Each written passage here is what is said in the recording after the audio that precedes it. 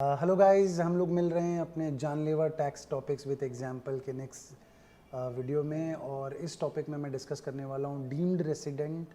और specifically we are going to learn जो residential status में सेकंड कंडीशन होती है 60 डेज इन प्रीवियस ईयर और 365 days in 4 years immediately preceding the previous year. उसमें कहीं पे 60 है, कहीं पे 120 है, कहीं पे 182 है, कहीं पे डीम्ड रेसिडेंट आ जाता है, तो थोड़ा कंफ्यूजिंग लगता है वो बच्चों को।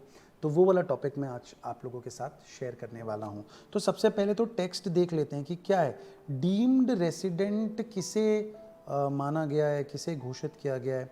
तो ऐसा बताया गया है कि अगर कोई इंडियन सिटीजन है या फिर पर्सन ऑफ इंडियन ओरिजिन है, पर्सन ऑफ इंडियन ओरिजिन जिसे हम प्यार से पोइयो कहते हैं, यानी कि वो नमस्ते लंदन वाली कतरीना कैफ है जिसके माँ बाप इंडिया में पैदा हुए, दादा दादी शायद इंडिया में पैदा हुए और वो अभी लंदन में रहती है। तो इंडियन सिटीजन और person of Indian origin who resides outside India and has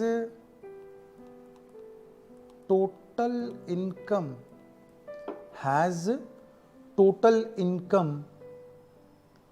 bracket के अंदर अपने लिखते हैं excluding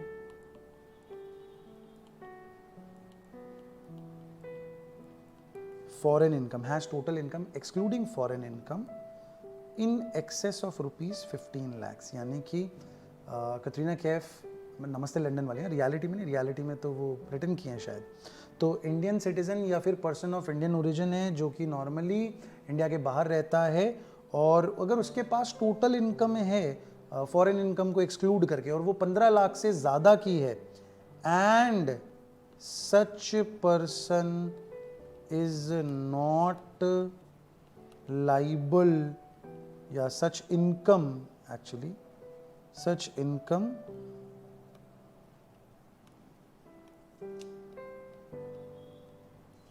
is not liable to tax in any other jurisdiction। तो हम कहते भाई तू आ जा, कहीं नहीं लग रहा ना तेरा टैक्स, हम ही को आके दे दे, तू हमारा अपना बंदा है यार, तू हमने तुझे अपना माना है। तो ऐसे व्यक्ति को मान लिया, अब वो कितने दिन इंडिया में रहता है वो इम्पॉर्टेंट ही नहीं है, this person will be considered as a deemed resident. इस व्यक्ति को डीम्ड रेसिडेंट मान लिया जाएगा, इस व्यक्ति को डीम्ड रेसिडेंट मान लिया जाएगा। In fact this person will be considered as resident but not ordinarily resident, irrespective of stay in India. Alright, तो ये अपने को समझ में आ गया। लेकिन अब मैं वो पूरी चीज़ अगर आपको समझाना चाहूँ तो देखिए, फर्स्ट टॉपिक तो मुझे कुछ बताने की ज़रूरत नहीं कि अगर कोई भी व्यक्ति इंडिया में 182 डेज और मोर अगर रह जाता है तो बाय डिफ़ॉल्ट वो रेसिडेंट बन जाता है। दूसरी कंडीशन होती है कि आपको 60 days in the previous year plus 365 days in 4 yippee। ये yippee कोई नूडल नहीं है, yippee का मतलब हो गया years immediately preceding the previous year, यानी कि प्रीवियस ईयर के पहले के 4 साल। अगर वो इस कंडीशन को फुलफिल करता है तो भी रेसिडेंट बन जाता है। लेकिन हमें पता है कि सेकंड कंडीशन के कुछ एक्सेप्शंस होते हैं। वी आर अवेयर कि सेकंड कंडीशन के कुछ एक्सेप्शंस होते हैं। क्या हैं वो एक्सेप्शंस? तो आंसर है पहला कि अगर कोई इंडियन सिटीजन है और वो अगर इंडिया छोड़ के जा रहा है, लीव्स इंडिया फॉर एम्प्लॉयमेंट, तो आपको यहाँ पे भी ध्यान रखना है। एक बड़ा पॉपुलर सम हो सकता है, ऐसा पूछा जाए कि भाई कोई व्यक्ति अगर मान लीजिए आप यहाँ पे इंडिया में काम करते हैं और आप किसी न्यूज़ चैनल के लिए लेटेस्ट से काम करते हैं, और अभी आप किसी न्यूज़ को कवर करने के लिए इंडिया से बाहर गए, ओलंपिक्स हो रहे हैं या कोई फीफा वर्ल्ड कप हो रहा है, तो आप उसको कवर करने के लिए इंडिया से बाहर गए। क्या हम इसे ये कह सकते हैं कि आप इंडिया से बाहर एम्प्लॉयमेंट के लिए गए? तो आंसर इज उसे एम्प्लॉयमेंट के लिए बाहर जाना नहीं माना जाता, उसे एम्प्लॉयमेंट के सिलसिले में बाहर जाना माना जाता है, बिकॉज आपका एम्प्लॉयर इंडिया में है। व्हेन आई से he leaves India for employment का मतलब हो गया कि उसका एम्प्लॉयर ही बाहर है, वो नौकरी ही बाहर करता है, वो धंधा ही बाहर करता है, वो बिजनेस ही बाहर करता है। ठीक है, तो अगर कोई ऐसा व्यक्ति है तो उसके लिए 60 डेज वाला ऑप्शन नहीं है, उसके लिए सिर्फ 182 डेज का ऑप्शन रह जाता है। नेक्स्ट पॉइंट, अगर कोई इंडियन सिटीजन है और वो as a crew member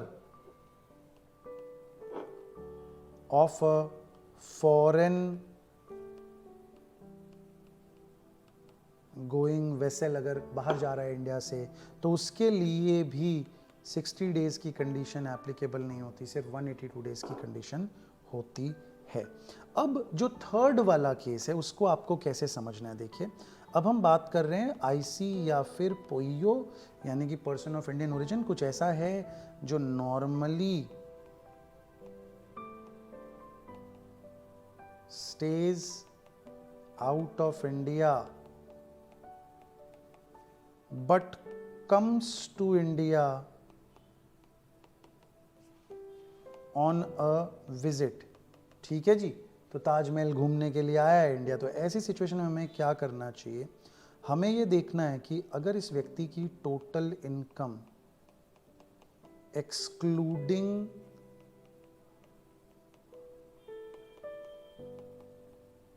foreign income, क्या ये 15 लाख को एक्सीड करती है या फिर ये 15 लाख को एक्सीड नहीं करती है। क्या ये 15 लाख को एक्सीड करती है या फिर ये 15 लाख को एक्सीड नहीं करती है। नाउ अगर ये 15 लाख को एक्सीड नहीं करती है, अगर ये, मेरा मतलब है कि अगर ये 15 लाख को एक्सीड करती है, राइट, यहाँ पे अपन ने मोर देन 15 लाख लिखा है, तो अगर ये 15 लाख को एक्सीड करती है तो हमारे पास में दो वैरायटी है, या तो वो लाइबल टू टैक्स एल्सवेयर है या फिर वो not liable to tax elsewhere है।